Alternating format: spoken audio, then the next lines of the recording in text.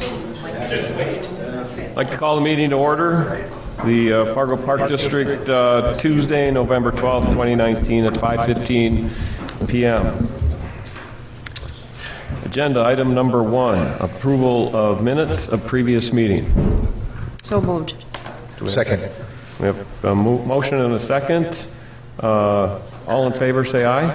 Aye. Opposed? All right. Approval of the October bills. Move to approve as presented. Second. We got a motion and a second. Any comments? Jeff, pull the board. Commissioner Griggs? Aye. Commissioner Deutsch? Aye. Commissioner Dawson? Aye. Commissioner Rosted? Yes, the motion passed, or the October bills passed. Item 3, approval order of agenda. Do we have any changes to the agenda, Mr. Leaker? No changes. Okay. No changes to the agenda. Do we have a motion to approve?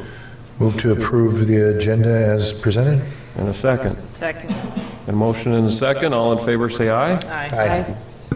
Item 4, recognition of audience. We do have one member, the Honorable Judge Wade Webb. Thank you, Mr. Chairman. Yep, sure can. I don't have any notes. I'm a lawyer, but I'll be brief. Wanted to take a few minutes of your time and thank you for allowing me to be here. My name is Judge Wade Webb. I'm a district judge here in Fargo. Wanted to take a couple minutes of your time to say thank you for the Judge Rodney S. Webb Memorial Park, Golf Park up at Edgewood Golf Course. Several of you folks up in the audience and up here were there when we unveiled it in June. That was a several-year process. Roger Grass was a big part of the beginning, along with some business folks in town. The Linsteads and others said, we need to do something for your dad, who's been passed away for 10 years this past summer. You folks are a big part of that. I've been a public servant for decades. I know that folks don't always say thank you, and I want to take a moment to say thank you. The Chose family, of course, was huge and instrumental in the donation of the land, which is valuable land.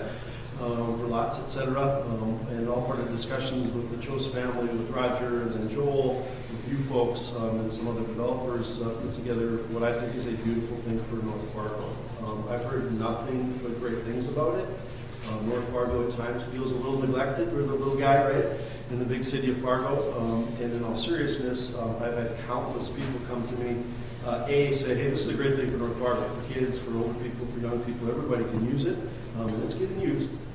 And B, this is the exact kind of thing that your dad and mom love. And it is the exact kind of thing that my dad loved. He was there thousands of times. We golfed Edgewood, we rode bikes, what used to be Cardinal Minch. My mom and dad walked up there thousands of times. We run into Roger and others, saying what a great area town it is. And you folks have made it better. So I just want to take a minute, folks out here, folks that aren't here, Greg McCullough, your superintendent at Edgewood, did a fine job. You people, thank you. Thank you. There's some people in the audience that were around, right? Years ago, we were planning this, and it doesn't happen without you folks. It's beautiful. You're taking good care of it. Thank you. That's all I have, unless you have any questions. May I be excused? Yes, you may, and it's a beautiful place. It's wonderful. Wonderful addition, Edgewood. It doesn't happen without you folks, so seriously, thank you very much. You folks have a wonderful evening. Happy holidays. They're coming sooner rather than later, apparently. Absolutely. Yeah. Thank you. Thank you. Thank you. Have a great day. Thank you. Anybody else from the audience want to be recognized at this time? All right, we'll move on to item 5, Director's Report. Commissioners, we just have a couple items tonight. Just want to discuss and get in front of the commission.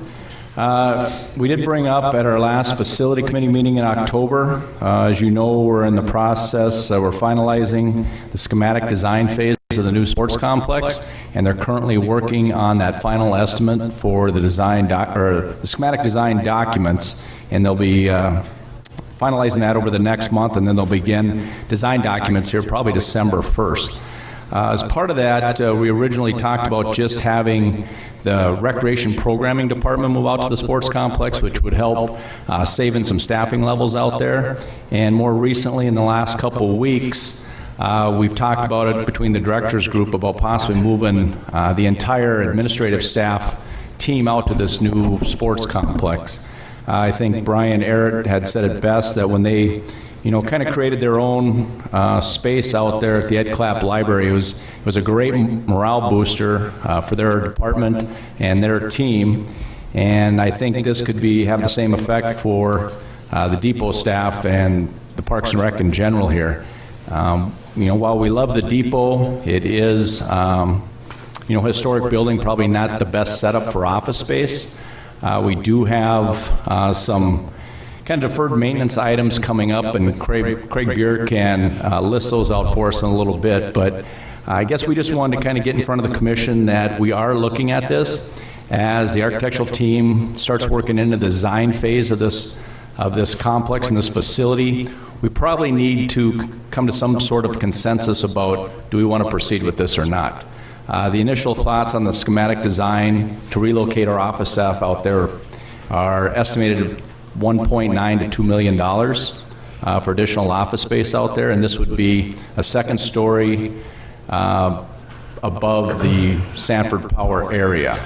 So while we go through the design phase, we need to make sure that the structure of the design for this if we're going to move forward with that. So I can have Craig, if you want to come up, and he's come up with some better estimates than we presented at the facility design, or at the facility committee meeting for some of our maintenance issues we have here at the depot. So I'll let Craig talk about that, and then we can discuss it after. Good evening, Commissioners. As a staff, we really looked at the expected expenses coming to the depot. With this building and its age, and it certainly served a great purpose. But we're really looking to the future, and with our growth, we have to be good stewards and make decisions and set ourselves up for the future. So a few the list of things that we expect to be coming to the depot include breezeway expansion. That's a $275,000 estimate on that. The fountain area replacement, which is out to the west. That's something that will be coming down the road, and that's a $250,000 expense. The boilers in this building are over 40 years old. There's 3 units, and the estimate to replace those would be $115,000. Window replacement, we started to do a few on the main level, I think for HR area, and a few of those, but we have quite a few still to replace. That would be another $125,000 just with the specialty and special order of these windows. Chillers, which is an expense that we need to replace in 2020. That estimate is at $115,000. The air handling units and controls, with being over 40 years old, our estimate for a total replacement, starting over new, that could be upwards of $248,000 for that expense.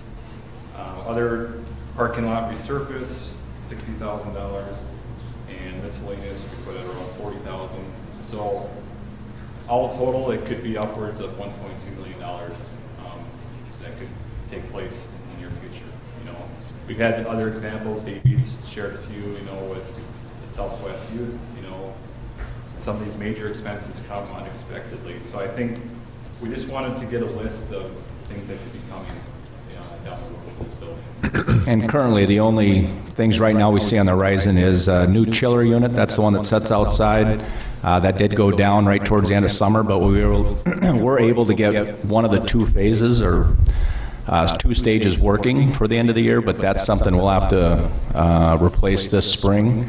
We also have the depot hardscape that's coming up next year that we'll have to look at. Some of these, the boilers, as Craig said, they're 40 years old. The air handlers, we did put some new digital controls on there with VFD, variable frequency drives, that make them more efficient. Doesn't mean they're going to go down tomorrow. They might last another 5 years, might last another 10 years. They might go down in a year, but you just don't know. When some of these mechanical systems get that old, you just got to be ready to handle them. And as I think Tyson and a lot of the directors can attest to, we've had a lot of these things happen this year. So we're going to be working through those, and that's something that goes along with the old historic building. So just wanted to kind of clarify some of those things. As far as utilities, we looked at utilities for RDJ and the depot, and combined between is over $52,000 annually between these 2 buildings. Our estimate for if the board would make the decision to move forward and go out to the new space That second level space would be $15,500 annually. And that space is designed with, a pretty good percentage of growth, with another 7 or 8 offices for growth beyond what we're expecting in the next couple of years. So I think that's just something that we would certainly want to consider. What is the future of this space? What would set us up well to continue to serve our community well? So I think there's certainly some numbers to consider with that. So are there any questions specific? And along with some of those numbers, as you all are aware, when you come downtown, it is tough for the patrons getting to the Fargo Park District. It's tough for staff, especially on the east and west parking lots, dealing with the train situations, and it's not the most accessible place. Part of the hardscape will resolve some of those issues for ADA access, but it's still a tough place to get to, and I think as just being out there as part of a new facility, and as we've talked about before, you look at all the new health facilities around the state, most every one of those park districts did relocate their offices out to these new sites. So, we just want to get it in front of the commissioners, let you look at the idea. Maybe, with your direction, we'd bring it to the next facility committee meeting, have a little more discussion on that. You have a rough estimate that you've been, so to speak, given for what the value of the depot could be? We had an appraisal done on the depot, and it came in at about $1.3 million. And that's sold as is. Now, if you talk with other, developers, which we've had downtown, there's different, whether if you just sold it with the 2 parking lots in the depot, that's what it appraised at to comparable properties. If you were to wait and see how some of the infrastructure downtown pans out, there's obviously interest in the parcel to the east of Broadway that people are looking at. You could redevelop this space. You could leave the building in the center. You could redevelop the 2 parking lots into condos or storefronts on the first floor with condos on the second floor. 1.3 is probably that low end on the appraisal side, but as we know with appraisals, you just never know. It's worth what somebody's willing to pay. Sure. Well, that's why I say a rough estimate to compare to the cost of moving out there. Any other questions for Craig? Thank you, Craig. Thanks, Craig. Second item has to deal with the sports complex as well, and we have put out requests for qualifications for the construction manager at risk for the sports complex, and they will close on November 19th. And once they close, we'll have a review process made up with a selection committee that'll take them through, probably look at interviewing, 2 to 4 of the firms and try to come up with a construction manager at risk that'll help us through that, design document phase. And, well, we wouldn't approve it until the January board meeting, so some of the design document phase will be completed, but they'll be there as part of the construction document phase. Any questions related to that? Did you get a better, I noticed, and I think in the director's report, when you did the tour of Block 8, you got some background on the construction manager at risk there. Did that help clarify things, or? Well, I don't know if it helped clarify things, but it did just help you realize about all the coordination that goes into a facility like that. There's probably a little more coordination that needs to be accomplished downtown just because of the streets, bringing materials just in time for the project, so you're not stuck in a traffic jam or creating a traffic jam down there. Out there will be a little more better because you won't have the traffic, but just the intricacies of coordinating all the different trades is immense, and I think it gave all the directors a good appreciation for that. Interesting. Any other questions on the director's report? Well, so on the first one about relocating the offices out to the new, you're looking for some direction on that as far as bringing it to facilities or something, right? Yeah, I think tonight is just, we discussed it at facilities once just to kind of give you what our initial thoughts were. We wanted to bring it up to tonight just to get out, make sure all the commissioners are aware of it, and then we can formally put it on the next facility committee meeting if that's what we choose to do is, I guess, make a formal motion to move forward with at least the design phase of it. We wouldn't have to, I guess, put the depot up for sale. You know, we still got to work through some things like that. As I said, you want to make sure you get the proper owner. I think we want to make sure it's some type of a public space. You know, that can come down the line, but we just need approval to have the architects move forward with the design phase of that second story. So what's the timeline for whether or not that's going to happen or not? When do you need to know that decision by? Well, as early as possible, and I think, you know, if we did make that decision in December would probably be helpful. Okay. I don't know, unless any earlier than that. I think it's a question of when the architects, whoever's putting that bid specs together. Yeah. When does that, when do you need to know for that? The earliest, of course, is the better, or the best, but, you know, we'd need some formal motion to proceed with that we would consider relocating the staff out to the new place. Do we need to do that here? No, I think it's just an update here. I think we could formally put it on the next facility committee meeting and make a motion or a discussion in December. Okay, so we don't need to make a motion to put it on next facilities, you'll just do that. Okay. Anything else for Dave? So for the facilities committee meeting, you will have an example of how, A line where item. we are now, what it would mean for the future, and then an example of how it fleshes out financially. Yeah, we'll put all that together better so it's more visual for you. Great. It's just kind of an update right now and making sure we make all the commissioners aware. Yeah, we talked about this at the foundation meeting, and they've even have some kind of floor plans of what it would look like, so.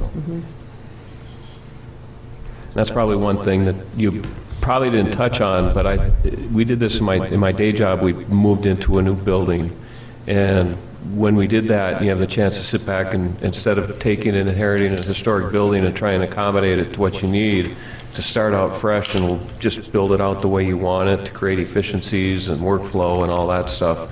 It's a significant improvement that we saw like in my day job, and I would anticipate the same thing here.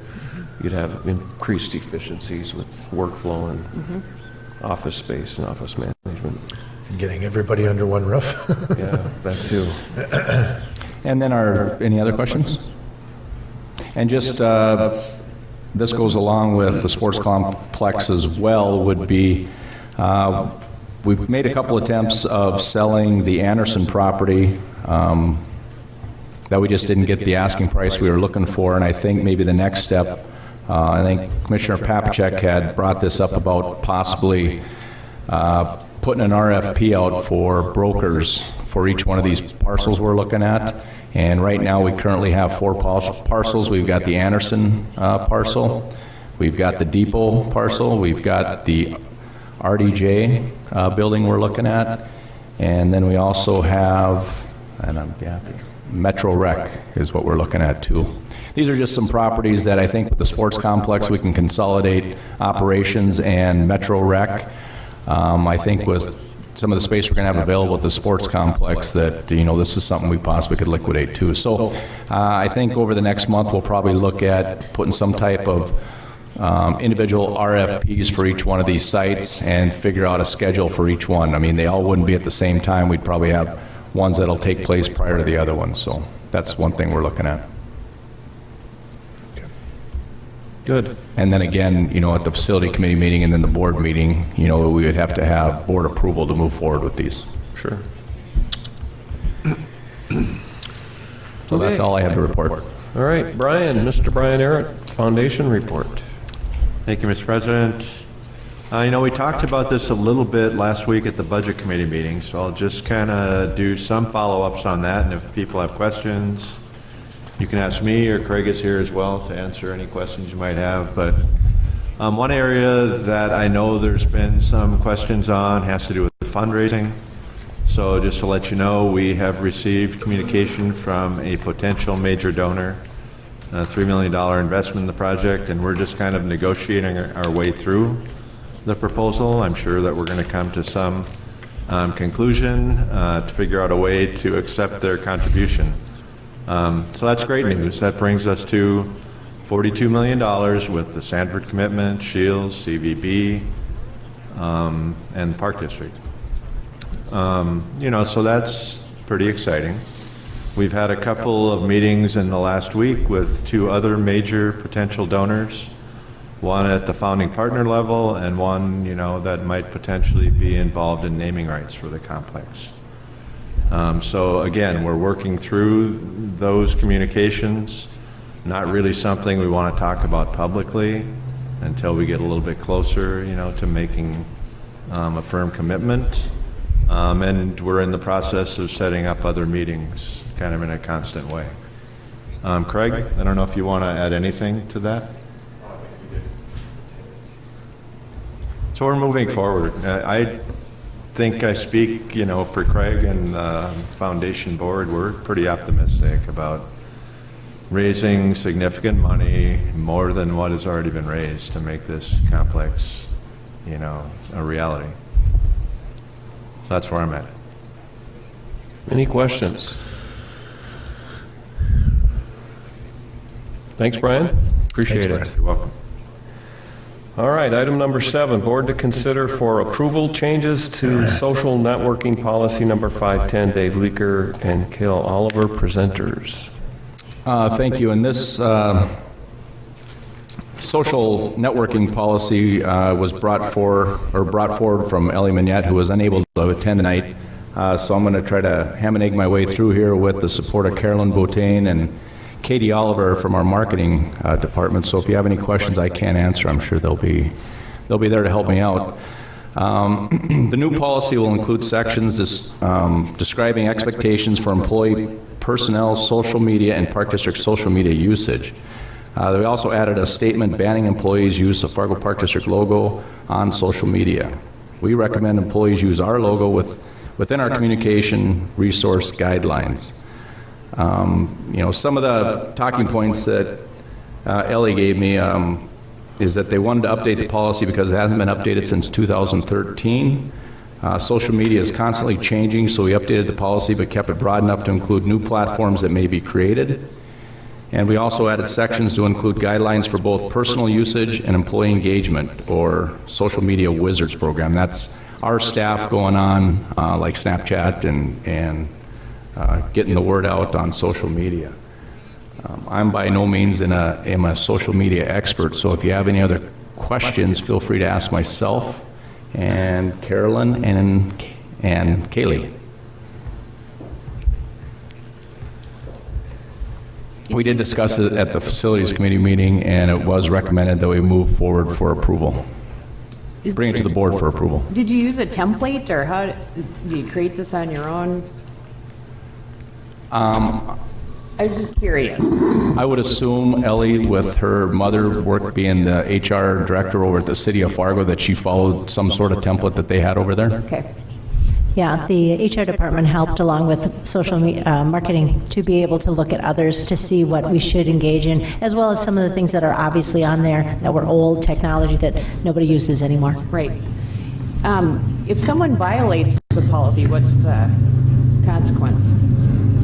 Well, right now, it depends on what the level is. Okay. If it's a employee, then obviously it runs through the HR chain. If it's a social media wizard, then they have already signed off with marketing to be able to be monitored, and there's either an education process, or again, they may lose their opportunity to be a social media wizard. Okay.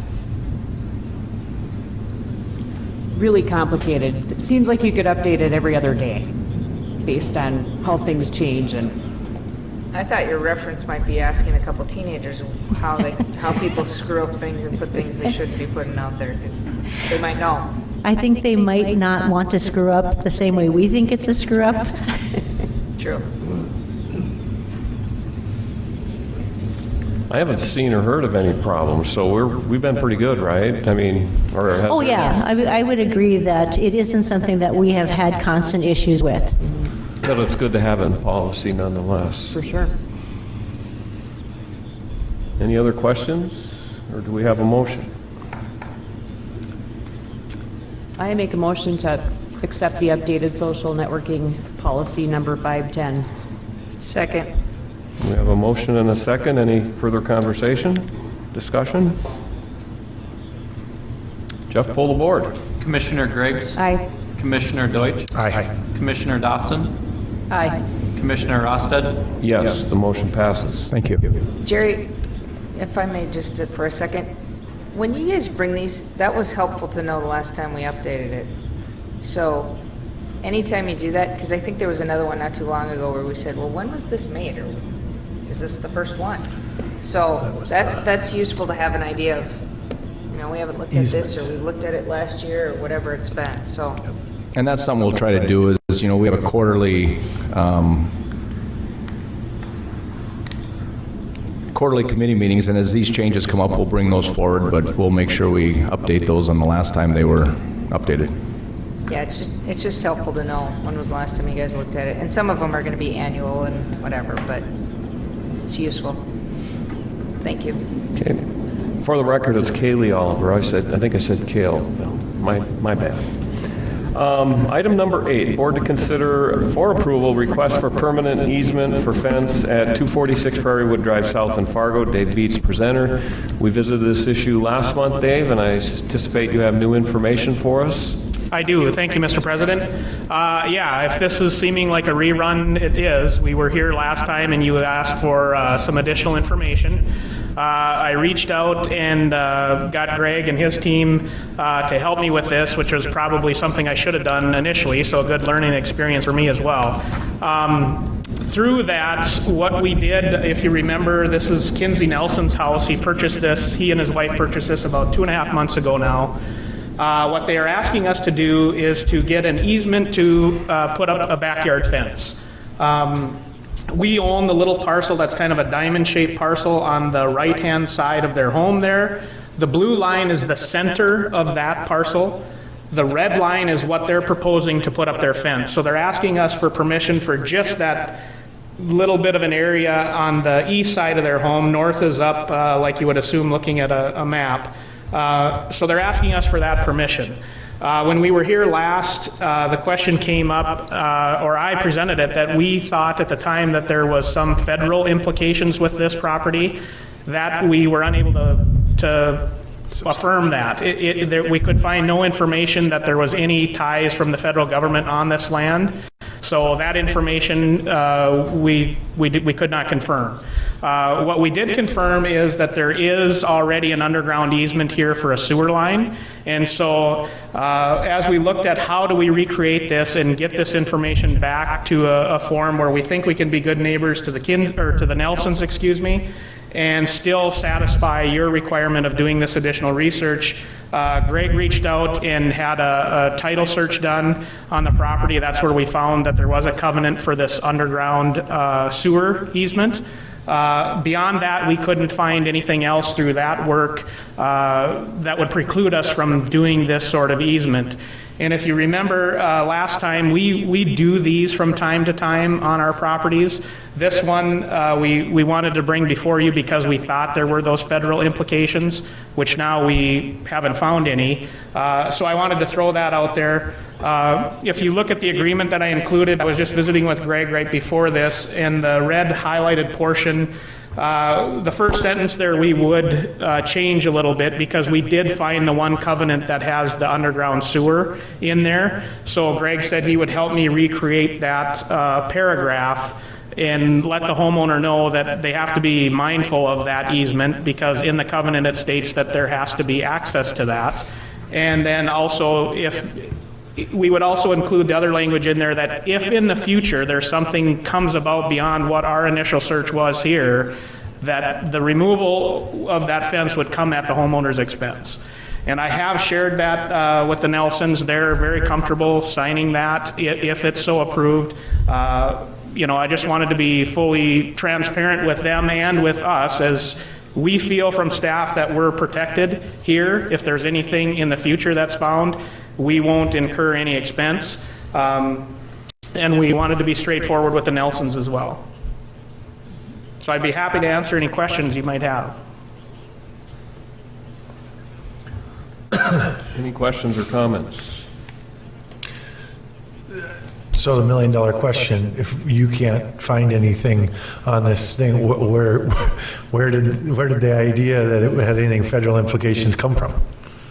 The nearest I can tell is we were doing some other, or getting some other land around the same time that I think Roger Grass and Jim Larson and others might have just said, well, this is all part of that thing from the federal government. And, you know, Greg, unless I'm misspeaking here, you can add in what you think is necessary there. But that's the only thing I can come to is they just kind of was in that same time frame, and there might have been a lot of this stuff going on. And so it always had that moniker with it, that there was that tie to it. But after, you know, I asked Greg to look into it a little further, and he did that, and we just couldn't find anything that would support that. Sure. Just real quick, my guess is, and purely guess, I suppose, but that little diamond-shaped piece, there's a light diamond-shaped piece on the north side of Berrywood also. Mm-hmm. And that whole property was owned by a developer, and they put that property in with the golf course, probably because the storm sewer was there prior to, effectively. And it wasn't a sellable lot anyway, so they just threw it in there as part of the golf course lot. So it makes sense that there's just a storm sewer that ran through there before, and the developer protected it that way.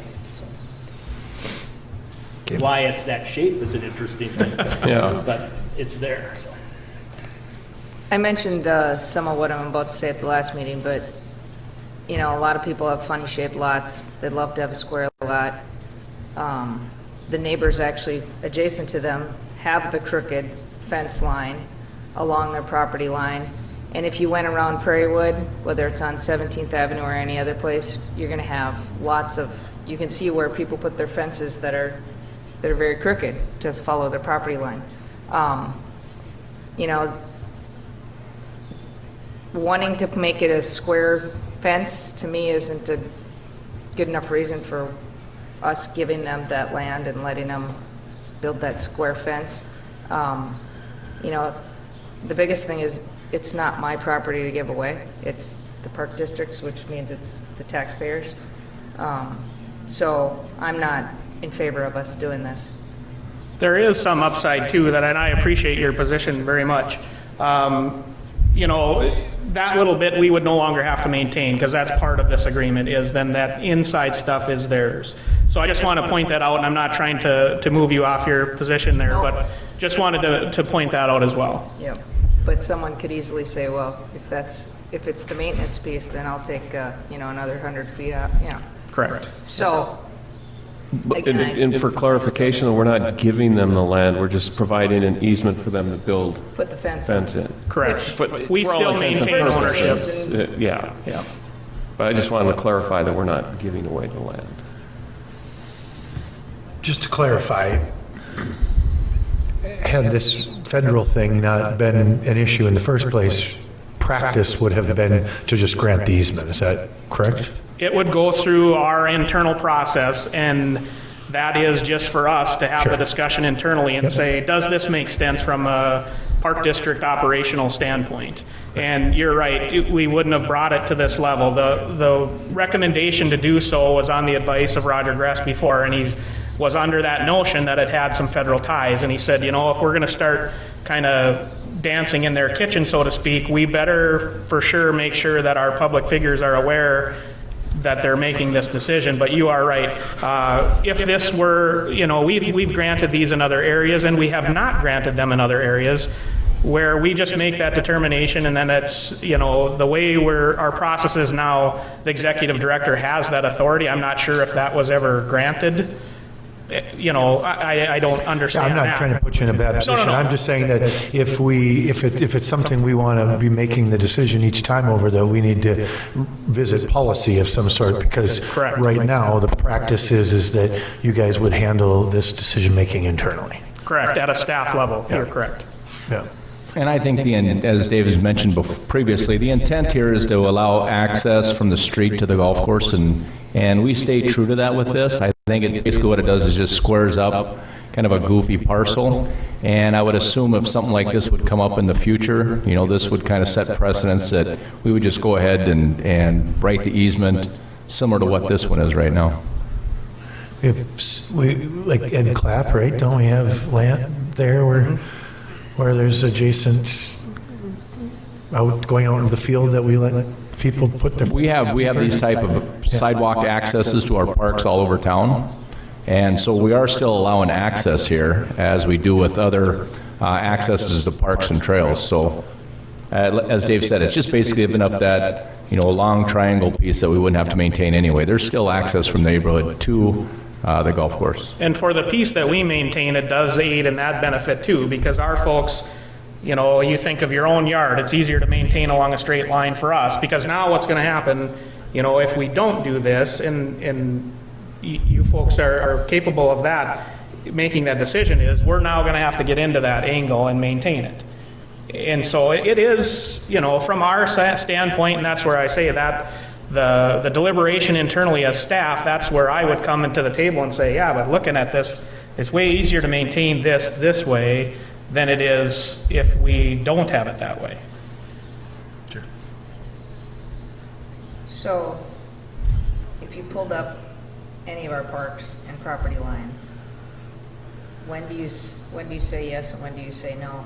If you say yes, where do you start and stop?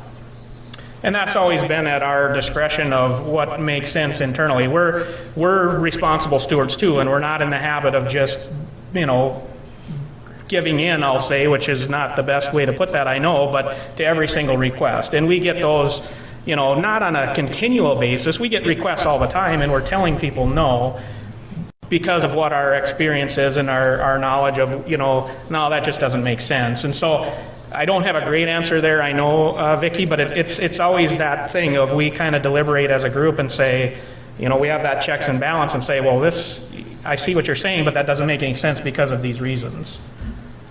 And we have had items like this where they have installed fences without getting our approval, and we have made them remove it because it, as Dave said, doesn't make sense. So, we don't grant these willy-nilly. They have to make sense. They get viewed by several of us, and it has to make sense for the park district. Any further discussion, or do we have, anyone want to entertain any motions?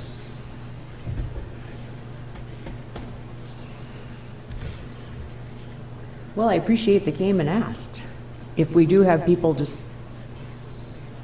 begging for forgiveness in this particular case, we aren't giving away the property, we're just allowing them to place a fence on our property. Makes it easier for us to maintain, makes their lot make more sense. I appreciate your comments, Vicki, that it isn't our land to give away, but I don't see it as we're giving it away. So I make a motion that we allow the easement for a fence to be placed on 246 Prairie Wood Drive, South Fargo. We have a motion. Do we have a second? Second. Motion and a second.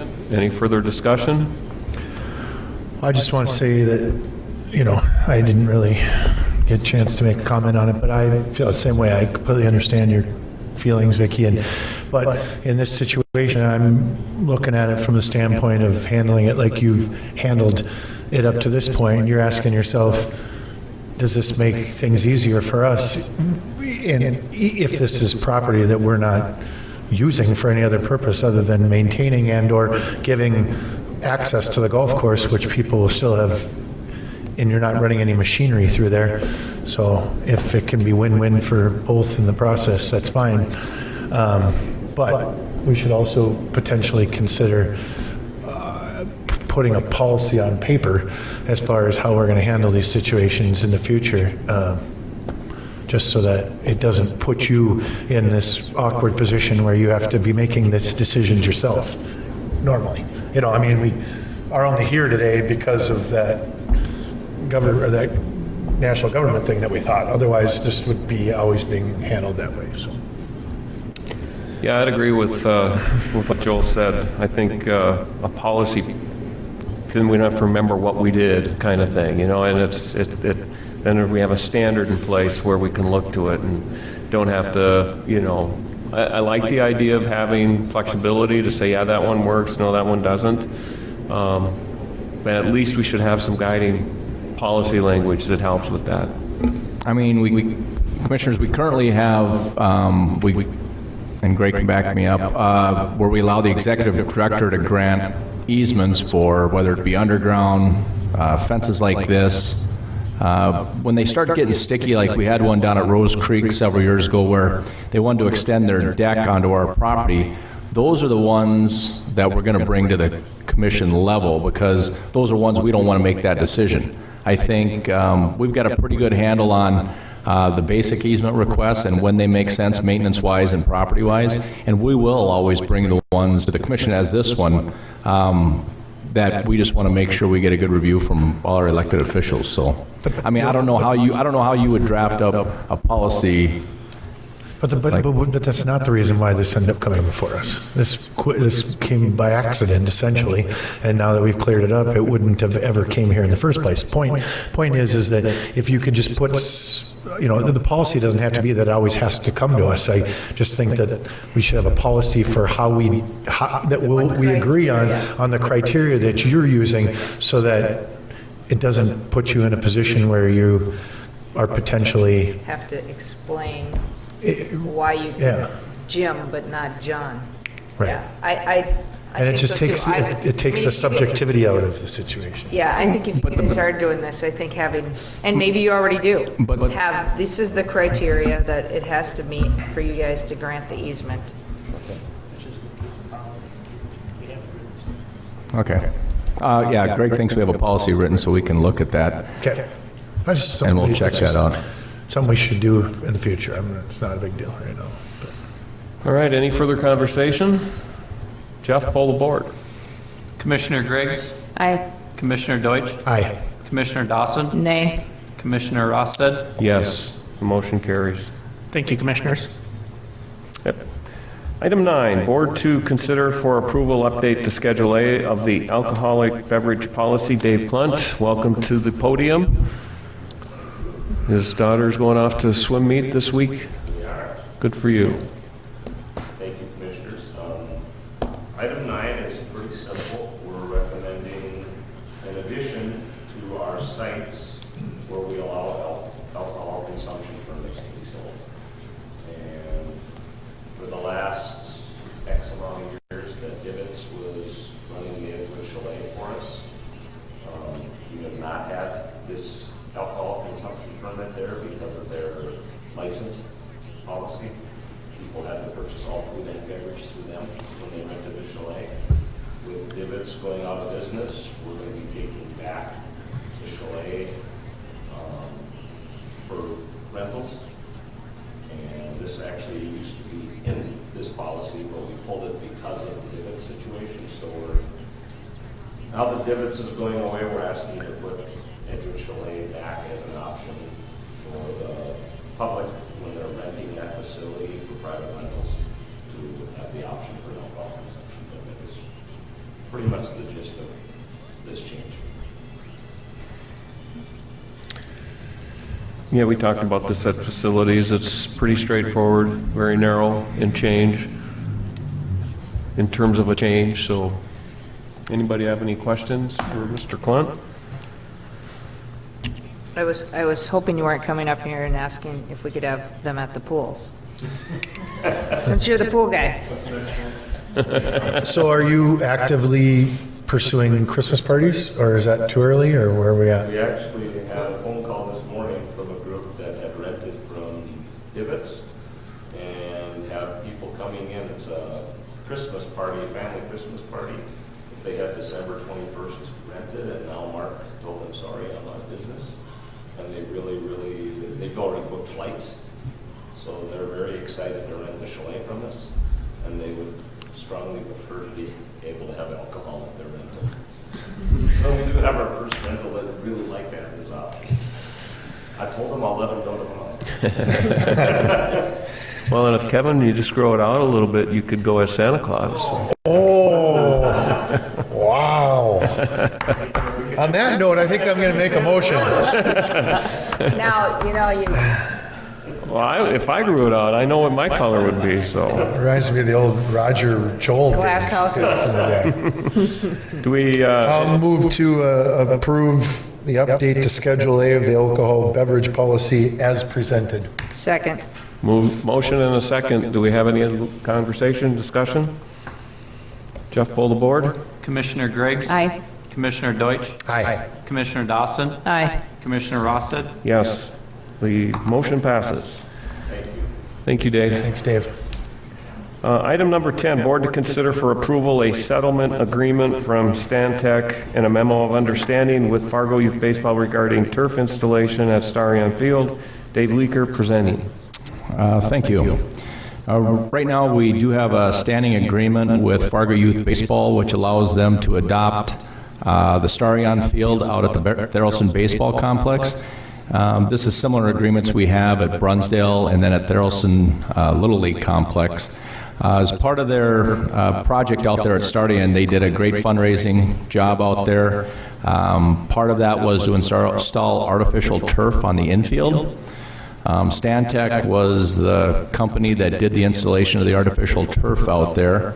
And as part of that installation, they misaligned the layout of the field by a couple feet. Doesn't hinder any playability out there. You know, you'd have to be standing at exactly the right place, and you might be able to see the subtle changes.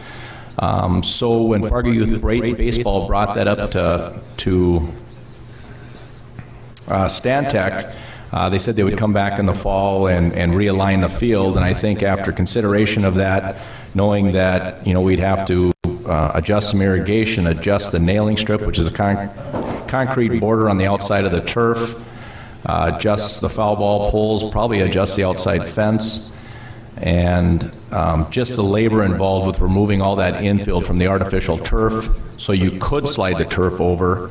They just figured it was probably more reasonable for them just to make an offer for a settlement of $100,000, which Fargo Youth Baseball would in turn put that right back into that Starion field. So while there's no playability issues there, they can use that field as is until the time of when they need to replace that turf, whether that is 10, 15, 20 years. I think the playability is fine. As part of that, Stantec asked for the 4 partners involved, which is the Fargo Park District, Stantec, Post 400, and Fargo Youth Baseball to sign a letter regarding this settlement that everybody is in agreement with that. As part of that, I think the Fargo Park District just wanted to make sure that our agreement with Fargo Youth Baseball stated that since you are getting a settlement for the misalignment of this turf, that in the future, at any time in the future that you decide to realign that field, you don't necessarily have to remove and slide that turf over because they're going to remove it and throw it away and get new turf in there. You're still going to have to adjust the irrigation. You're going to have to adjust the nailer strip. You're going to have to adjust the foul ball poles. And like I said, I'm not quite sure on the fencing. That any funds that the Park District would contribute to this would not go into fixing that realignment because they've already been compensated for that. So we brought it to the Facilities Committee meeting. Just wanted to make sure we had their approval to go ahead and sign this letter. And then some commissioners said, well, we probably should just bring this to the full board to make sure we answer any questions they may have.